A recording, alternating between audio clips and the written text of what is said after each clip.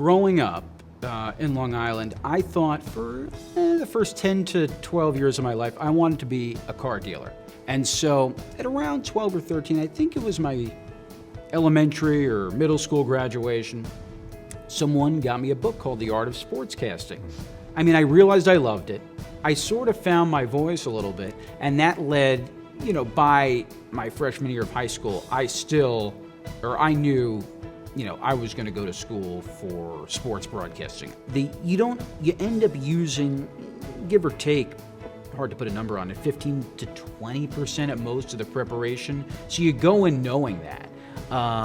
And the ability and the challenge, I think, as a broadcaster, as you grow, initially you want to dump it all out. Let me show you how much prep I've done.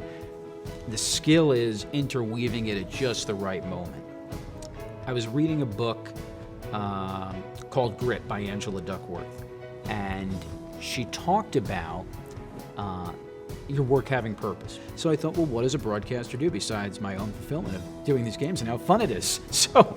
But what I realized is, people, they listen to you before they go to bed at night. You're improving their trip to the office. You're improving what might be a 45-minute car ride to the doctor.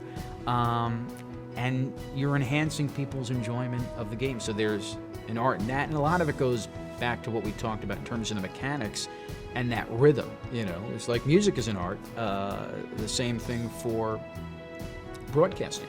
Anything where you're crafting, whether you're creating the image on radio or supplementing the image on television.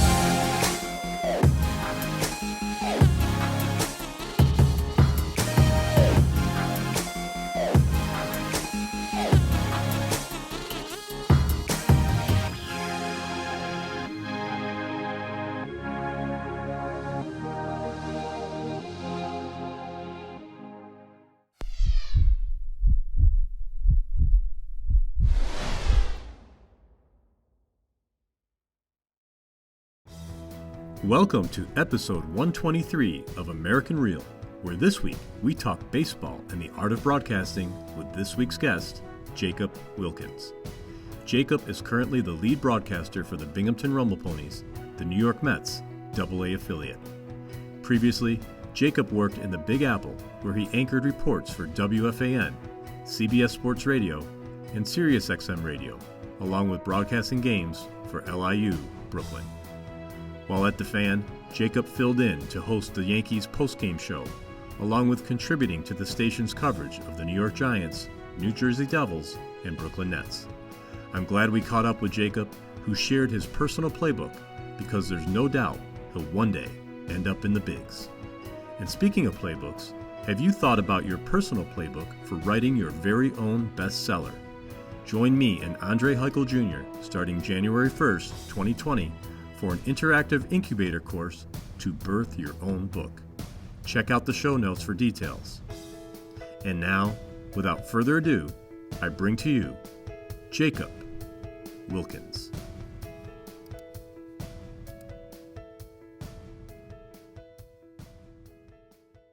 Welcome to another edition of American Real. This is Roger Brooks. My special guest today is Jacob Wilkins. You are the lead broadcaster and voice of the Binghamton Rumble Ponies.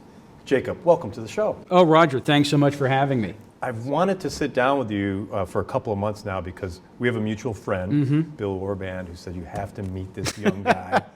He's dynamic. He's from New York. He's had great training. We're going to talk a lot about that today, but it's so great to sit down with you today to chat about my favorite sport, baseball. Oh, my pleasure, Roger, and have looked forward to this for a while. So take us back early days. When did you know, or when did you think that you wanted to become a broadcaster? So, Roger, I started growing up in Long Island. I thought for the first 10 to 12 years of my life, I wanted to be a car dealer.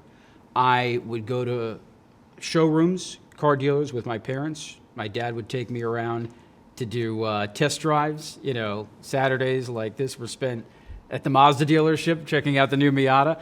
I even they would lease from a company, and I would sit in those meetings and advise at the last minute if I thought we should go with the Camry or the Accord or an Infiniti.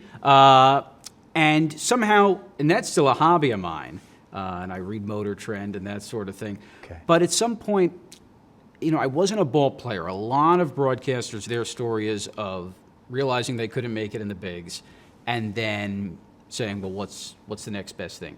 For me, I don't know what the exact moment was where I realized it was a fit, but when I realized it, it was a fit around 12 or 13. This idea of, my dad had taken me to some ball games. He grew up and is still a big Yankees fan, so we spent quite a bit of time at Yankee Stadium. And I just realized somehow that marriage of broadcasting and baseball initially made a lot of sense.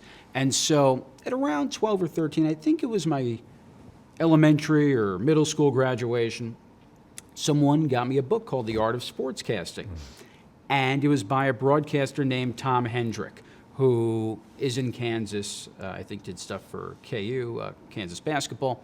And it said that broadcasters like Marv Albert and so forth would bring tape recorders to their games as a kid, or when they were kids, and do mock broadcasts. And so I said, well, I'm going to try this. And so for Yankee games, and we went to a lot of Hofstra basketball games. That was about 5 minutes from where I grew up. Okay. I brought the tape recorder. I did mock preparation. I created a fake Yes Network radio, which fortunately I didn't get sued for copyright infringement. And people actually at the ballpark sort of enjoyed hearing it. You would think, you know, the Bronx Yankee fans, they don't want someone doing play-by-play, but the female demographic in particular, if their husbands were ignoring them, found it to be an enjoyable supplement. And so I actually think, though, seriously, it made me better. I mean, I realized I loved it. I sort of found my voice a little bit, and that led, you know, by my freshman year of high school, I knew, you know, I was going to go to school for sports broadcasting. I took a visit. It's funny, we're not that far from the Newhouse School at Syracuse.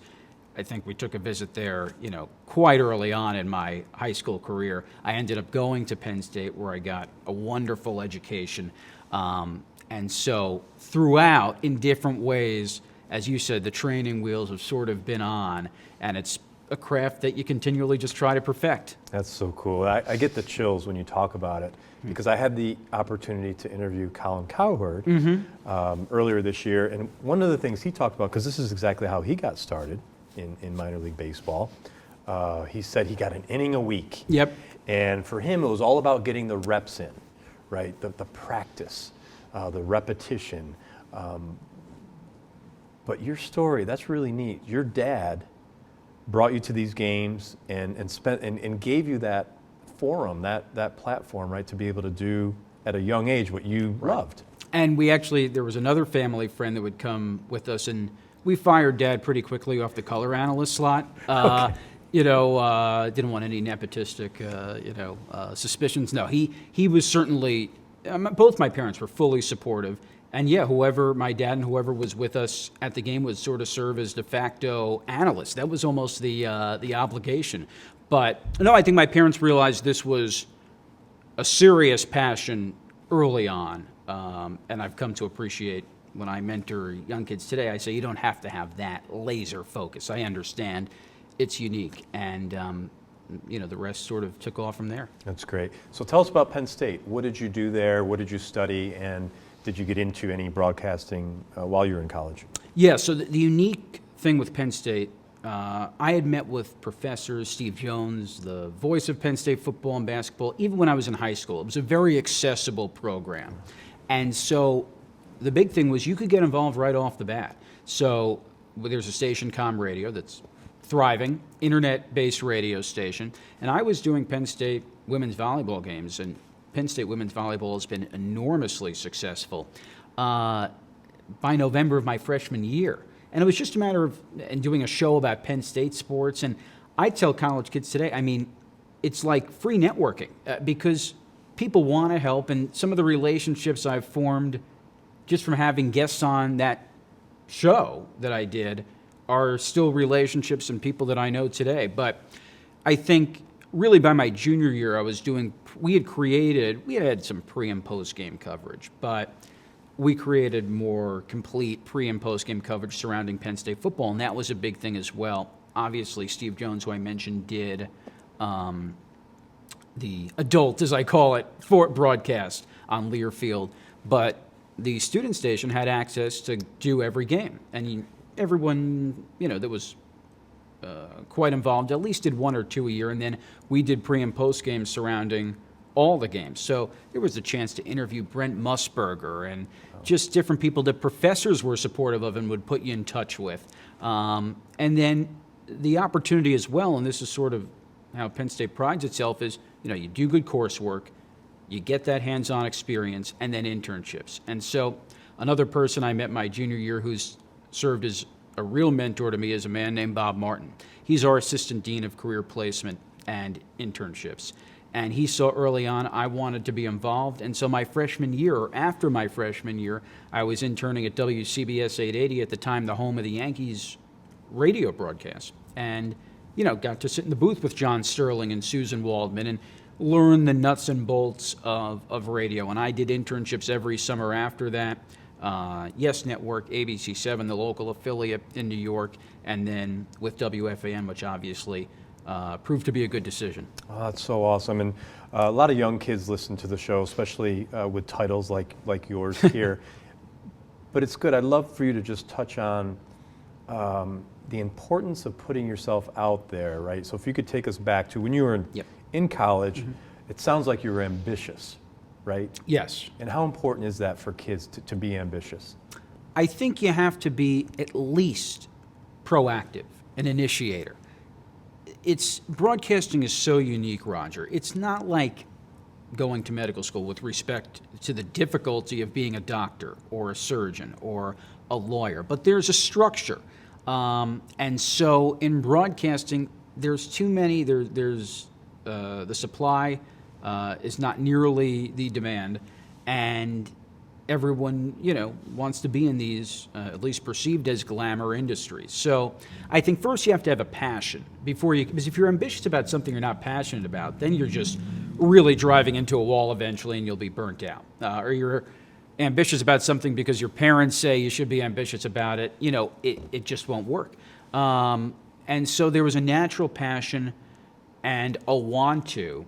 And that's what I when I do a lot of mentoring at Penn State as well, to me, I'm looking for someone to not be over the top or arrogant, but I want, why would I help someone that doesn't want to help themselves? Right. You want to see that initiative, someone that says, let's get on the phone, let's grab coffee. And then they follow up, a few months down the road and they write the thank you notes, not because I need the pat on the back, but it just shows a maturity. You don't see that often, and it certainly stands out. That's awesome. Okay, so you get through college. Right. What a great experience. Yes. You talked about internships. Right. Where did you go from there? So my first job, let me rewind to in my senior year of college, Bob Martin, who I mentioned, and he doesn't get paid by how many plugs he gets, said, you should go to the baseball winter meetings. And I'm not trying to diminish the importance of classwork here, but I go, Bob, I think I have finals that week. He goes, no, you got to go. There's a job fair there, and people hear about the baseball winter meetings where trades go down, where there's rumors. The big time, right? Yeah. But there's more than that. Yeah, but it's really one big convention. It's Major League Baseball convention. It's a chance for major league clubs to interact with and celebrate sort of the season with the minor league affiliates. A lot of awards are given out. It's a big minor league baseball summit. There's a trade show where minor league executives go and will look to see, all right, I need a new vendor for hot dogs, or you put the billboards up this way on the fence. And they use it as a hiring platform for a multitude of positions. Most of the people that go to the job fair probably are looking for the broadcast positions. So the short story of this was I went out to Indianapolis, totally in over my head, Roger. I was just flailing resumes at people, not the way you should go into a convention. But I applied for a job with the Hudson Valley Renegades. I did not really follow up on it, which was a mistake, or just that's not my normal practice. And they reached back out in April. They had hired a lead broadcaster.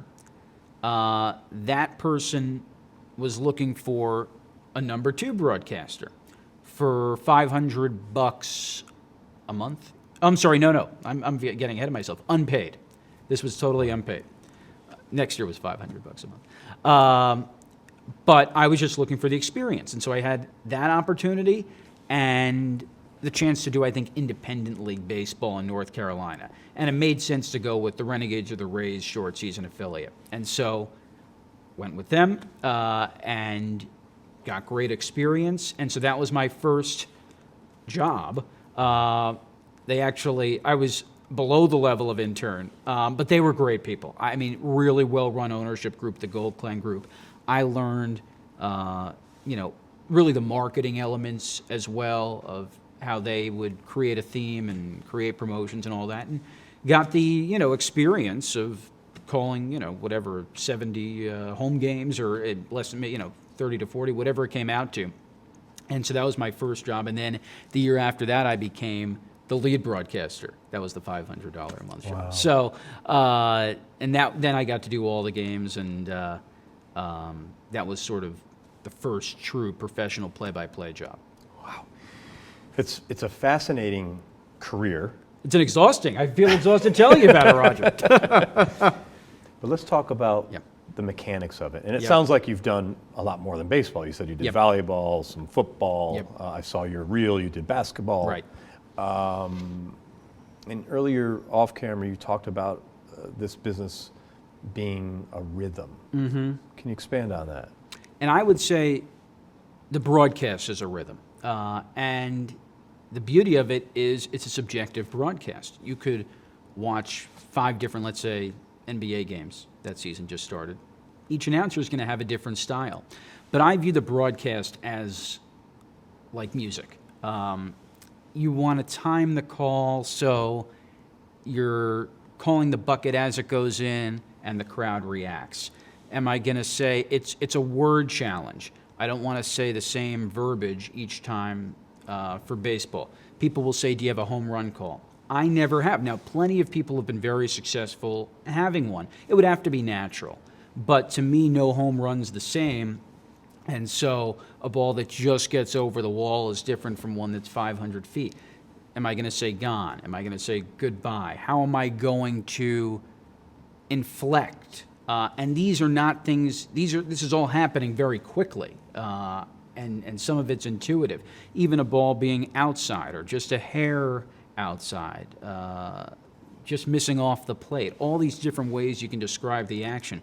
Then I'm incorporating my analyst into it. I believe my philosophy is that I want to set up my analyst for success. Someone, Ian Eagle, who does games for CBS and the Nets, has always talked about that. Yeah. And very few people are better at working with and bringing out the best in their analysts. Particularly on television, it's an analyst medium, but on radio as well. Bill Orban does the games with me. Now, there's natural chemistry with Bill and I, but still it's that flow, and Bill knows when to get out, when the pitch is coming in. With radio, you have to explain everything. You are painting a picture. On television, you're captioning. And so on radio, for instance, a home run, you might say the left fielder, Brooks is back at the track. He nears the wall. He leaps at the wall. just past his outstretched glove and gone. While on television, I might just say, Brooks going back. And this game is tied. I can caption it because the viewer can see it. So these are all the quick choices. And I'm just talking about highlights. Then, you have just the normal flow of the game. And that's the test to me of a really good broadcaster when it's 10-1 in the seventh inning. How am I bringing in stories to keep the viewer or listener engaged? The balance of statistics versus the human interest story. These are all things, the beauty of live sports, Roger, is you can't predict it. Right. And so on a Friday night when Binghamton's playing New Hampshire, it could be the chance of a no-hitter, in which we're obviously going to go one direction, or a 20-1 game in which we're going to go the other direction. And even in that 20-1 game, I forgot which game it was. It was a blowout. And my partner and I were in a lighter discussion. And then a guy got hit in the head. And so you have to change the tone immediately. You're not going to go back to talking about, what's your favorite, cookie. Right. So these are just all the different things that are going on in the course of a broadcast. Wow. And is it difficult to change from radio to television? And would you say most professionals focus on one or the other? That's a good question. I don't think it's difficult. Radio, you really have the independent freedom. There's a producer, but they're there to get you in and out of breaks, give you spots to read, and that's at the highest levels. We're sort of engineering our own broadcasts at the Binghamton, for our games.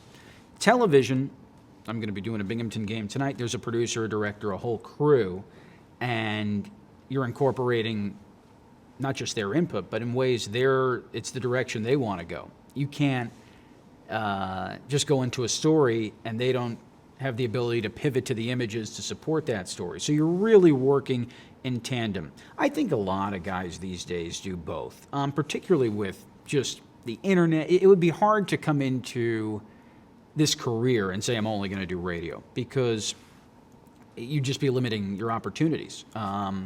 So I think, Ian Eagle, to go back to him, does radio on Westwood One and then does television as well. Kenny Albert, who I'm fortunate to call a friend, does the same thing. I think, it's rare where you have someone that's exclusively in one medium versus the other, but they are quite different.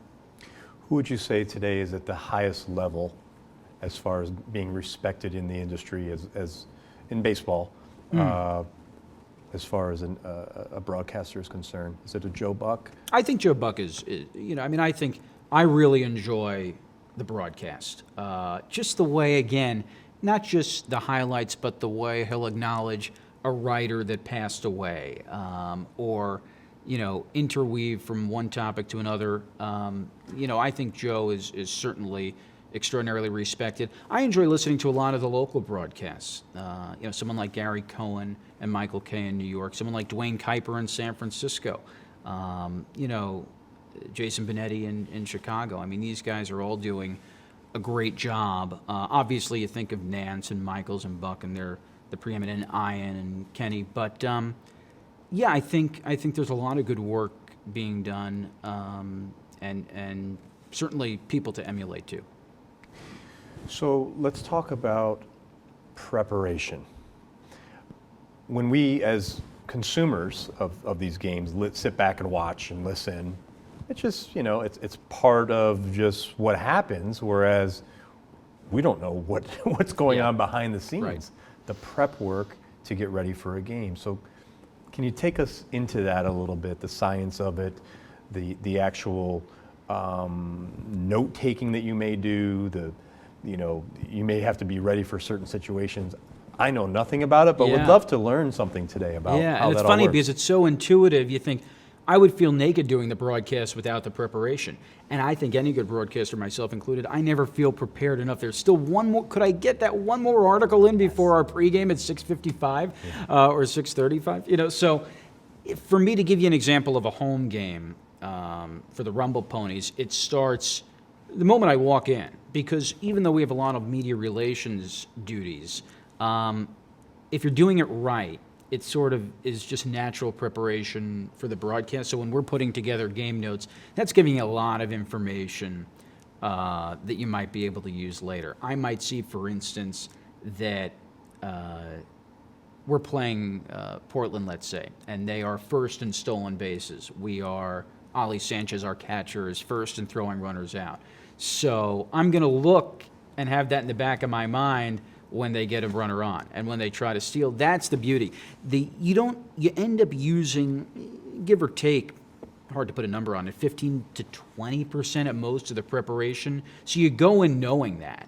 And the ability and the challenge, I think, as a broadcaster, as you grow, initially you want to dump it all out. Let me show you how much prep I've done. The skill is interweaving it at just the right moment. Those are in ways the game notes helps with the nuts and bolts and the storylines, and my assistant and I will talk about trends with the team. The preparation continues. I always watch the MLB scoreboard from the night before. There's this fast cast that's on MLB.com that is in my head. There's some certain segments we know we're going to have an out-of-town scoreboard in the Eastern League. That's the league that the Rumble Ponies play in. And so I might look at the standings and things like that. And then The Athletic, for instance, which is a terrific publication. There's some stories that are just going to pique my interest there. I'll read those. When I talk with our manager, Kevin Bowles, it was this past year, I'm getting a lot of information from that. We do 5 minutes or so on tape, and then can talk for as long as he wants to talk, as much. And he's very generous with his time, and that's going to help me. I'm going to ask him questions from the night before, just curious. The big thing that I am always going to be is curious. And so that happens when I'm down on the field with the guys during batting practice, picking their brain about questions. A lot of it you get from just observing. Hey, this guy was hitting balls out of the park in batting practice. That's interesting. And then we always have a pregame interview. Sometimes it is, or the first game of every series, it's our manager, Bowlesy. And then the other games of the series, it's a player, it's another coach, it's someone. But there's a lot of casual conversations that are going on during the course of the day, talking with the opposing broadcaster. How are you guys playing? What's the mindset? And so it's coming from all sources. Yes. All different sources. And then what I do is I take what I like the most from the game notes, and I put it into my scorebook, which is also part of the preparation, writing the lineups, filling out my defensive alignments, a chart, and I'll show you it in the scorebook. And that's the Bible at the end of the day. Everything has to sort of fit, and the rest of it you just absorb, because there's not a lot of time in between pitches. We don't have a statistician, so you got to find the information quickly. Mm-hmm. I could only imagine, and things are happening lightning speed. Right. First and second, 2 out. Okay, here comes the lefty. Now we'll have time during that break to see his numbers, and then you better be ready to go. How important is it to stay neutral as a broadcaster? We hear about, this guy's a homer, or, right. Does that play into your thinking, when you're at this level, at the AA level? Yeah, I think it's more my background. Coming from New York, you're always going to see a Mets or Yankees broadcast or any professional broadcast from a New York or from that team's perspective, but it's not going to be biased in a way where terms like "we" are being used, or doesn't cross that line. It doesn't cross that line. So I view it as I'm giving the perspective of the Rumble Ponies fan, but you have to be able to call a great defensive play on the other end with excitement. If we're playing Erie and they hit a walk-off home run, you can't be comatose during it. So I view it as a pretty down-the-middle broadcast coming from the perspective of Binghamton. Now, if you're on Fox or you're on CBS, then you're right down the middle. Right. If you're on a local broadcast like Yes or SNY or a regional network that's broadcasting the games for a team, then again, I think you're telling it from the perspective of that team's fan base. Sure. And you're paid by the team, right? You work for the team. Yes, but to their credit, and this wasn't something we discussed, and I think my predecessor, Tim, who did an amazing job, sort of had the same mindset. We're both from Long Island as well. They have never said be more, favorable or show more energy one way or the other. And maybe in certain markets it's different, but I think I've never heard anything from fans that you're being too energized or too excited for the other side. It's an the idea is to be informative and entertaining. And so if someone's driving home from work, if someone's listening at home, are they getting something out of the broadcast? I don't think people are deciphering the, what's his bias, what's his angle. But it is something that comes up that plenty of broadcasters will say at a network level, if they're doing Cowboys, Eagles or something, that they know they've done a good job when fans of both teams say that they're biased towards the other side. And so then you're in a different arena where the stakes or the scrutiny is more intense, and I'm not underplaying that, but that's what a lot of broadcasters will say that as well, which is a funny way of being affirmed that you're doing a good job. No, it's a great point. So let's talk about what it takes to be a leader in your work. How important is that for the people that might be coming up and under you, as far as training under you, or those looking up to you as a potential career? I think it's being a leader and how you handle yourself in general that's very important. To use my experience as an example, with the Rumble Ponies, this is my first time, it says director in my title, but this is the first time in a while where I really have had someone under me I'm in charge of, and that's my assistant. Ian Sachs, who did a great job this past year, and where I direct him, here's what we want to do, here's how we want the media relations to look, here's, certain elements of the broadcast, and just interacting and, sort of being the liaison between a lot of people in general, not to mention doing the broadcast.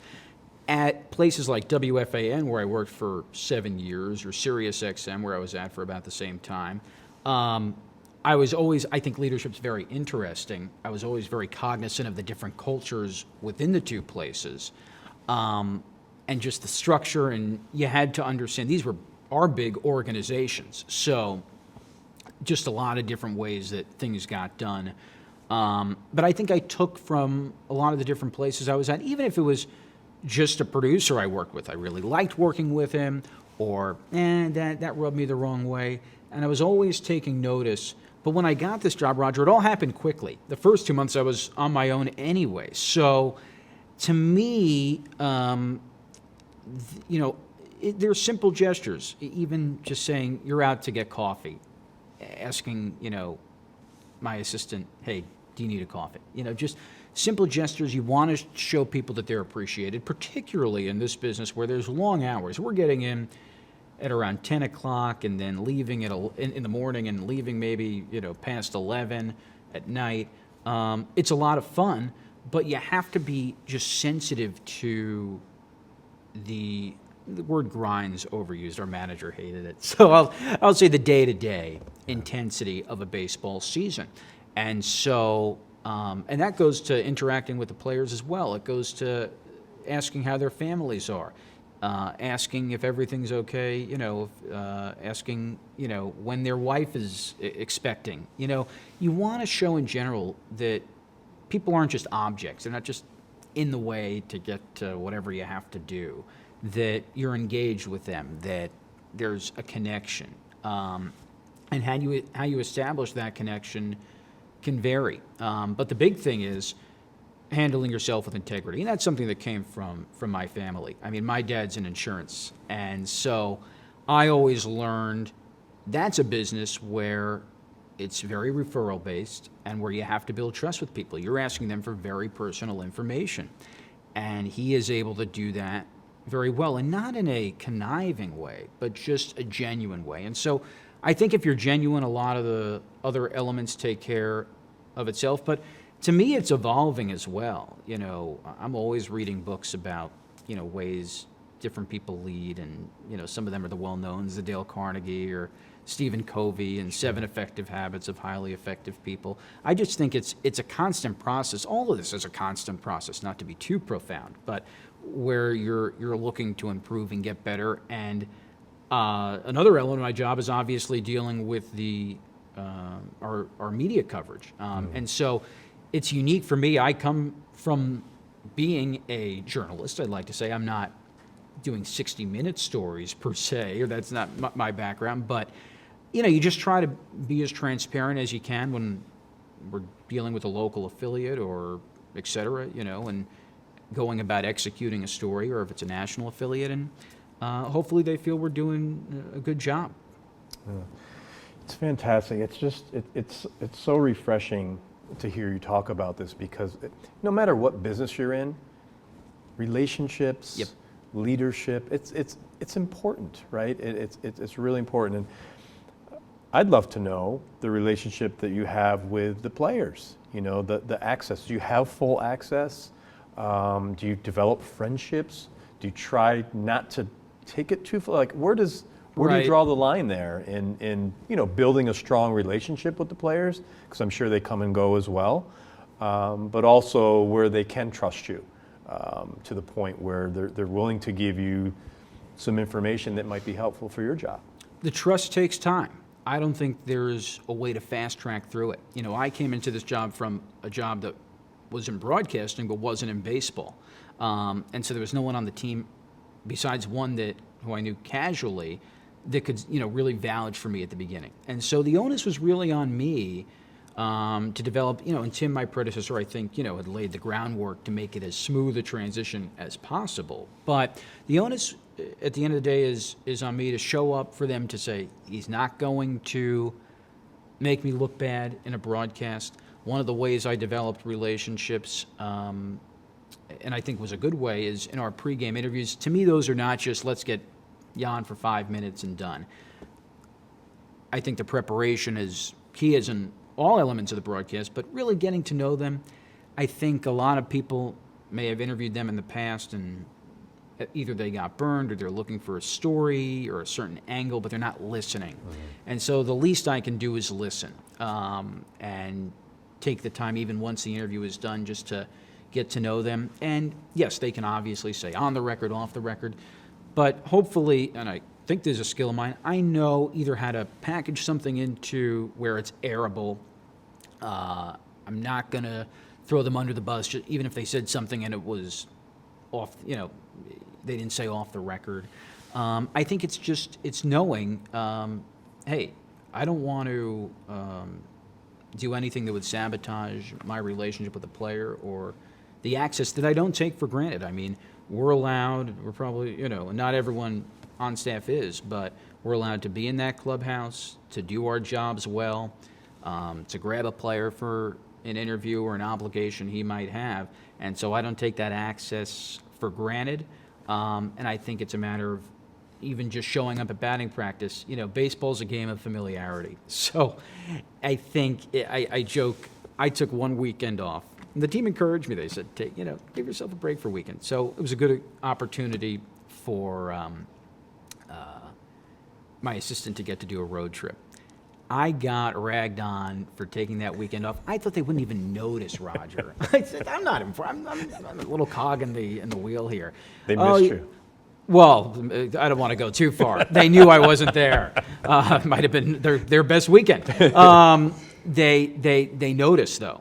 It's funny, even in a sport where you have players moving up and down, there's certain constants. And so you see, and when I say access as well, I mean, that includes just seeing them in the hotel in the morning, saying hi, seeing them when we come back at night, being on the bus.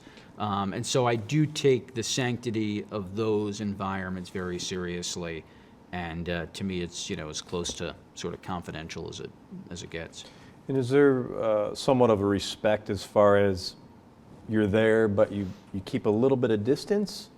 Is that fair? Yeah, I mean, in Binghamton, it's a small enough town where you run into people around town.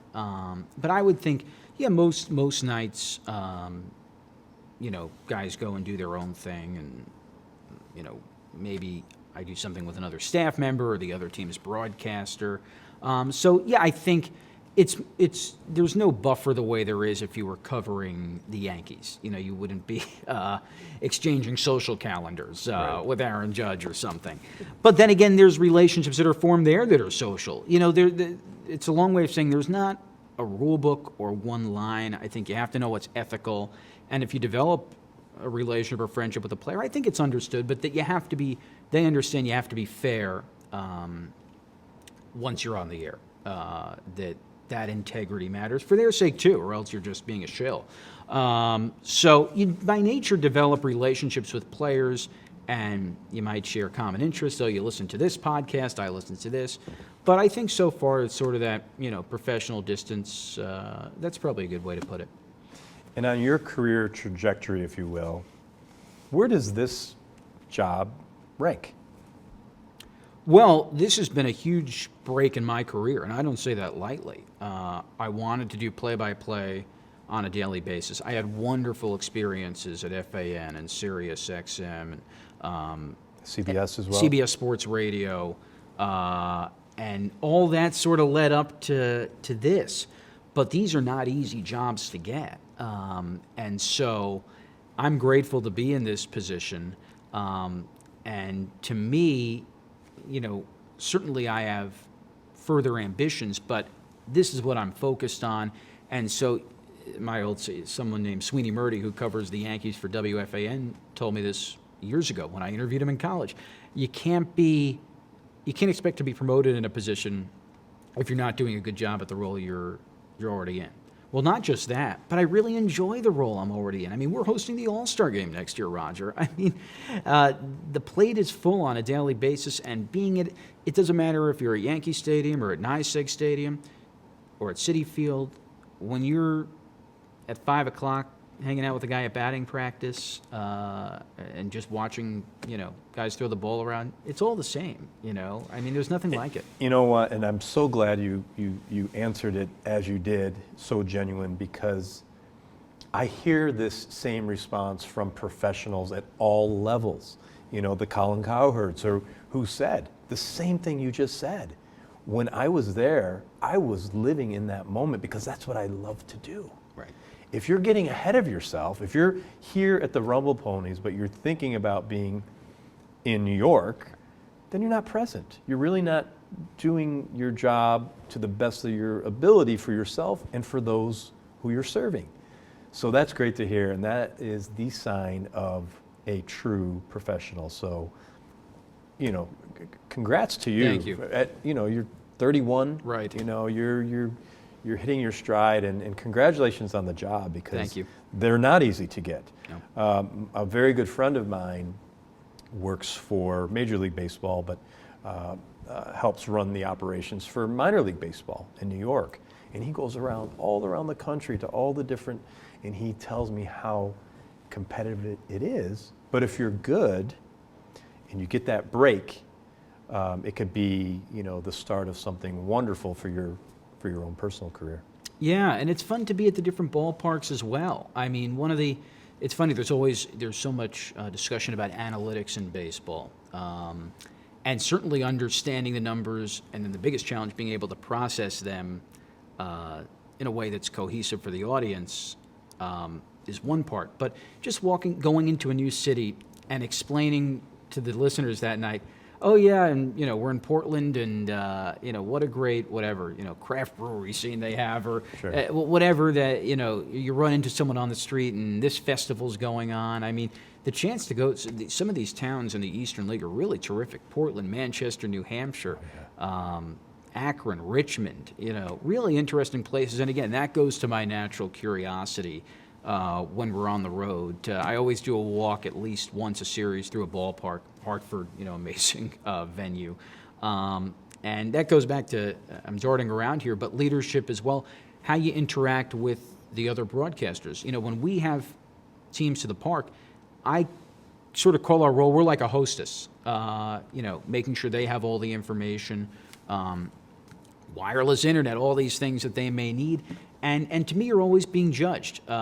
Tim told me something, and we agree on this full board. You can drop off a stat pack on a desk. You can just leave it there. But we believe in make sure it's straight, make sure everything's organized, the little details, and then that leads to people saying, you know what, that was a good. When we go to Binghamton, things are taken care of. So I thank you for the kind words, and I appreciate it. Yeah. And are you able to share with us a little bit about how the process happened? How did you land this job? What went into it? Can you talk about the interview process?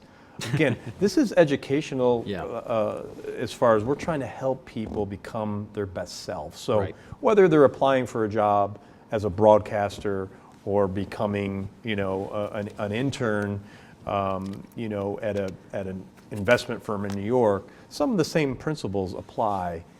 Can you talk a little bit about the opportunity, what to do, what not to do? Absolutely. And I think when I chuckled, it was not because of the validity of your question, but the way I got this position was very unique. At the same time, as you got to the latter half of the question, it's a telltale sign of principles that would go across multiple industries. So I've known Tim Hyman, my predecessor, dating back to when I was with the Hudson Valley Renegades in the New York Penn League. I was doing the Hudson Valley Club. He was broadcasting games for the Auburn Doubledays. And so we struck up, as I just talked about, developing a relationship with the other broadcasters. So we got to know each other at that point. Then I did Stony Brook women's basketball games. He did Binghamton women's basketball games. So I've been to Binghamton quite a few times, and Tim and I would meet for lunch or a drink after the game. And, we'd always stay in touch. And through the latter years, we, would talk about, hey, I'm looking about getting into baseball, more consistently, doing more consistent play-by-play. And Tim might mention a few places where there were openings, and he was generous enough to put in a good word at certain places. And I was watching so this all leads up to this past April. I'm watching a hockey playoff game at a friend's house, get home 10:30 or so. And Tim had reached out and, said that there may be an opening in the broadcast booth. And I didn't realize it was his position. And so we spoke the next day, or we corresponded the next day, and this happened very quickly. I've had job searches that have gone on for months with multiple interviews and that sort of thing. I spoke with our assistant GM the next day. Tim was nice enough, or our GM, I should say, and our owner. The next day, Tim was nice enough to put in a good word, and the deal was basically done that night. Because obviously it was unique, the timing of it being while the season was going on. And by the end of the week, we were full board in the transition mode. At the same time, so most things wouldn't happen that quickly. But what is very, luck is the residue of hard work, or just putting time into relationship building. Networking always seems a little too mechanical for me. So Tim and I have a very genuine relationship, but obviously all those years and, staying on his radar and leading to whether he knew it was coming or an unexpected, situation for him, I was well positioned, sort of, waiting on the sideline, and that's how it happened. And, so that's sort of a unique situation, but also just goes back to that telltale relationship building we talked about. What a great story. And it sounds like the owner really took his recommendation to heart. Yes. It was certainly, it was not a casual recommendation. And so I'll be forever grateful to Tim for that. So what's your mindset now? You're here, you went through your first season. What happens off season? You mentioned the All-Star game is being hosted here next year. I'm sure that has a lot more prep work in itself. Will you call that game? How does all that work? I believe so. I think, we haven't gone into formal discussions, but I think, yes, that's the plan. That's traditionally been the host city's broadcaster calls the game. And I know more details will come out as we get closer. But it's funny, Roger, because it will certainly be an easier year in that I'm coming in and Tim gave me all these videos and tutorials and was accessible. I mean, I was taking over a championship operation here. I mean, this was like Belichick decided to retire, just, keep things afloat and don't screw it up. But one of the things, it's always going to be a little bit easier, you build trust within the community. I'm happy that I'm up here in the off season. I thought that was important to continue to really get to know the community you're in, to immerse myself. Spoke to the Booster Club this week, who have been nice enough to have me speak to them a couple of times, our Rumble Ponies Booster Club, getting to a Devils game. Again, just getting to know people. At the same time, we're hosting an All-Star game next year. So talk about challenging yourself just by nature of the circumstances. I'm just trying to get ahead. I was speaking with one of our front office members about, sort of our media relations plan and engaging different network stations. How we're going to go about doing that leading up to the game, and then it's just getting ahead of things like literature, media guides, etc. I like to get ahead of things. I could tell. Thank you. Yes, I get ahead of myself sometimes. So as much as we can bite off, as we get closer to the season, I'm certainly eager to do so. But it's also been fun to, and I'm doing some stuff with Colgate. I have a Binghamton match I'm doing. Certainly excited to work on some other projects, but things will slow down in that there's not the game every day, but it doesn't slow down in terms of the workload leading into next year, and that's great. And are you going into the office every day? I don't go in every day. Actually, I don't do anything, Roger. I just lounge, This is all a farce. But I do a lot of work from home, and I go in, a couple of times a week. And the rest of the time I have lunch with Bill Orband, who's very generous. No, Sounds like a great work week. Oh, yeah. No, but there's, when you're doing a game, to use this Binghamton soccer match as an example, it's a week, long preparation sort of thing. So right. A lot of broadcasters don't have, even at the highest level, it's not like they're going into an office. It takes time to prepare for a game, and so. But are you officially on the books year-round? Not on the books year-round. Okay. And is that standard in the industry? It varies. So if you wanted to do something else in this time period, you can or you may? Yes. I see. Yes. There's that flexibility. That's great. Yeah. But I'm trying to put myself in your shoes. It would be hard, I would think, to enjoy a game in itself, right? Are you always thinking about what they're saying versus when I'm watching? Yes. It can be. We were talking, I think, off air of like the actor that's watching movies and right. just can't take it. Yeah.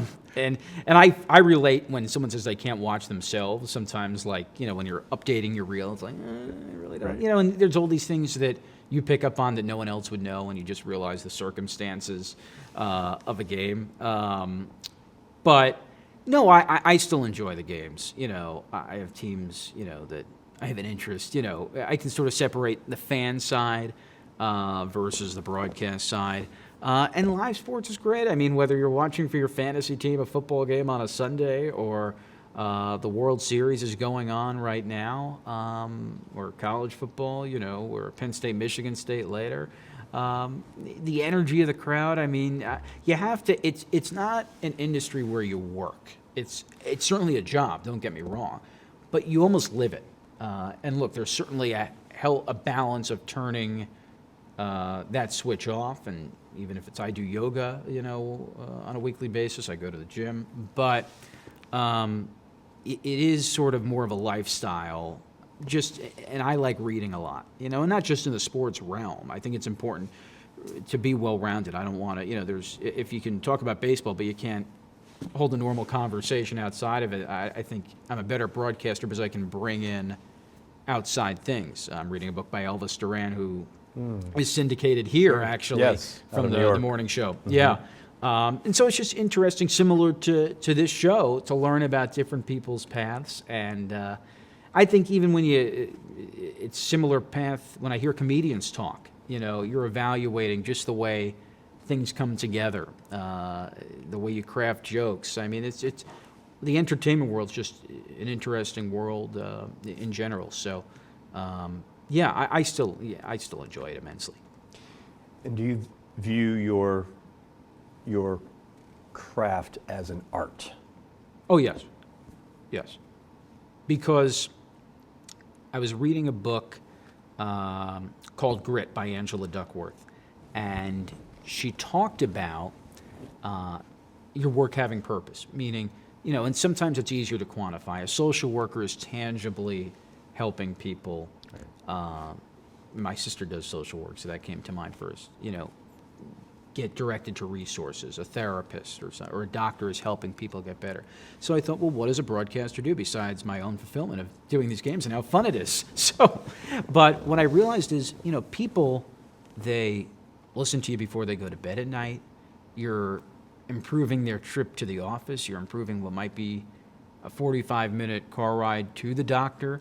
And you're enhancing people's enjoyment of the game. So there's an art in that, and a lot of it goes back to what we talked about in terms of the mechanics and that rhythm. It's like music is an art. The same thing for broadcasting. Anything where you're crafting, whether you're creating the image on radio or supplementing the image on television. Certainly, it's an art form. And it's such a big part of our culture, right? Mm-hmm. Sports in general, and broadcasting, and whether we grew up listening to, like me, Phil Rizzuto with the Yankees. It's just, it becomes a part of who we are. And our piece in the industry, play by play, and I enjoy interviewing as well, but it's just one slice of it. I mean, you look at Bill Simmons and his podcast, or and things are constantly evolving. Something like the success of a Bleacher Report. It's evolving in a way that's really exciting, and that's going to open up opportunities. So for your viewers and listeners that are hearing this, I mean, the idea of a social media manager being a job was unheard of a decade ago. And now that's a full-time job, and no 100%. Slouch of a job either. So there are just so many different pieces of the pie. And the big thing is to find your passion. You don't have to know it immediately, but even in the sports world, whether it's ticket sales, marketing, PR, there's so many elements, and so it's exciting to see where things are going to go. And speaking of that, a couple of thoughts I have. There's a lot of careers in sports, right? Mm-hmm. And new careers are emerging based on what you said, whether it's the tech side with social media or esports. Right. I mean, there's things happening now that didn't exist 10 years ago, 5 years ago. If someone's looking for a career in sports, or they want a successful career in sports, maybe they're coming out of college, as you did, or maybe they're looking for a job change, what recommendations would you have? Well, esports, it's funny because my cousin's wife works for Real Sports, HBO's Real Sports, and she did a story on esports. And initially I thought, all right, that's sort of obscure. And look at the money that has been invested by networks. And so I think the overall theme, and I even tell people, look at the production side of sports. I mean, to me, that's really interesting. Or the programming side. How does Fox decide how they're going to slot games? And I think all that's fascinating. Right. What region's going to get a certain game? There's a lot of different... Marketing, could be merchandise, there's so much. Right. And community relations. I think from the broadcast standpoint, the essence of the broadcast in live sports is only growing because it's not DVRable. Yeah, in the smartphone era, it's hard to not find out the results of a game, within 24 hours. Right. So the art of what or the content in ways is similar from a live game presentation, but where it's being consumed has changed. Think of Thursday Night Football. Amazon is involved on the streaming side. I was listening to Amy Schumer's podcast. It's on Spotify. Audible, even for, they may not be so new, but the way people are consuming books. So if I were to give one piece of advice, and Lord knows I'm not the brightest bulb in the socket, but, I'd just be aware of these emerging platforms and just even being perceptive of, I'm watching or reading or looking at something through this lens or through this platform. But at the end of the day, again, not to be redundant, if your passion, think of even print journalism. I know newspapers, it's a tough time, but there are plenty of places for good work online, and through apps. And so, I think I'm an optimist in general, but I think there's a lot of different ways to get your work out. Even YouTube, it's certainly changed from a local people that want to be anchors. Used to be, you started in market 155 and went to market 75. That still certainly can happen, but you can also be a, Bleacher Report or, a digital outfit, or just people get noticed. I'm not a huge social media guy, but they get noticed by, YouTube hits or something like that, and ESPN, signs you. So it's just a lot of different things going on, and that's something the free plug for Penn State. They're always talking about, and I'm always amazed. They're always sort of tracking these trends. I'm caught up in the day-to-day of just knowing, so-and-so's batting average, and that's more my bread and butter. But certainly, being well-read is a big thing. Just whether it's trade sites or something, just being aware of what's going on informs a lot of what I do on a daily basis. And where do you get most of your news from? It varies. Do you have one source that you... There's a couple of, from a media standpoint, Neil Best of Newsday. Do you have to have a subscription for that, or? I'll see the links on Twitter, or okay. My parents subscribe to Newsday, so access it online. That's just a local paper. Sports Business Journal is a subscription-based, but a lot of the content's put out for free on Twitter as well, and you see links. The Athletic, which I subscribe to, I get a lot of content through. And a lot of these places link to, if it's baseball, you want to check out Ken Rosenthal, and he'll link to a lot of different interesting stories. Media Bistro sends a daily email that I occasionally read that will tell you about more, it's more newsy. And I think politics is very interesting as well, and that's a whole different ballgame. And I should say, your interest, you don't have to be just focused on sports. I think some people would rather someone that's coming from outside the sports world. You can always teach someone the nuts and bolts, but you can't teach someone a wealth of knowledge. Synopsis is another site that sends a daily email. So those are just interesting ways to hear about things. But I try to keep it pretty diverse. Some of it's more habitual.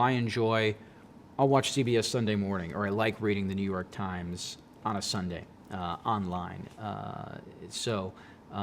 Those are just things I enjoy doing, time permitting. What about technology? How have you seen technology impact the industry over the last, say, 10 years? Because it's happening so rapidly, right? Things are changing so fast. And how does that impact your job when you're in that booth, if any? We post updates on Twitter, and we do videos for YouTube and things after the game. But again, those are just different ways of putting out content. At the end of the day, it's about the storytelling to me, so I don't think it influences it that much. I think the art, play-by-play, it's not immune to it. And you see baseball does a game on Facebook Live, every week. But they're using MLB Network broadcasters, for it. So it's not like a tectonic shift. I see. So, in my job, one of the things we didn't talk about is the relationship I have with the Mets, our parent club. Talk about leadership and, how you handle yourself. We approve almost all our interview requests outside of the local media through them, and I have a very good relationship with them, and are in constant contact with them, whether if there's a story about a player or something like that, and even roster transactions. So that's why we're talking about technology, but I'm thinking a lot of this stuff is pretty nuts and bolts, even just getting stuff onto the website. But the roster transaction part is an interesting part that your viewers might enjoy, in that you're always, it's like a puzzle. The roster has to be 25. Sometimes there may be more than 25 active players. Okay. And so, we have to handle that with care. You don't want to get ahead of a player being informed about something. Mm-hmm. You don't want to be have them hearing the news based on someone else telling them besides our manager. So a lot of these things are taken with care as well. And then every time we do a roster transaction and it's official, we print out new rosters, and that gets distributed to our press box, the coaches, whoever really needs it. So those things are fairly technology proof, but are a big part of the job. So much that goes into this. Yeah. It's just a fascinating industry. Well, look, this has been wonderful. I really appreciate you sharing a piece of your story with us today. My pleasure. I would love to have you back again because I think people are going to want to know more from you in the future. And I said to you when we were communicating before you came on, and I mean this, there's just certain people, when you hear their voice and watch their work, you say, that guy's going places. And I'm honored to have you on the show because I know 10 years from now, 5 years from now, whatever it is, you're going to be up in the bigs, and I can't wait to see that happen and just watch you progress in your career. So thanks so much. Oh, thank you, Roger. I appreciate the kind words and would be happy to come on again. Honored to be on the show, and really appreciate you having us spend this time together. Great. But one last question before I let you go. I ask every guest. Yes. And you're young, so you have a lot of years ahead. But maybe you think about this, maybe you don't. What do you want your legacy to be? Well, I am young, Roger. Geez, I don't want to write my eulogy yet. I think it goes back to that you treat people well. Just in general, care about the work from a professional standpoint. Do you treat people well? And just we didn't even get into non-broadcast parts. Whether it's being there for a friend, being there as a brother, all the different facets. I think you want to treat people the way you want to be treated. Fantastic. Jacob, thank you so much. Welcome to the American Real family. And like I said, we'll be watching closely and listening. Thanks, Roger. Appreciate it. Sure.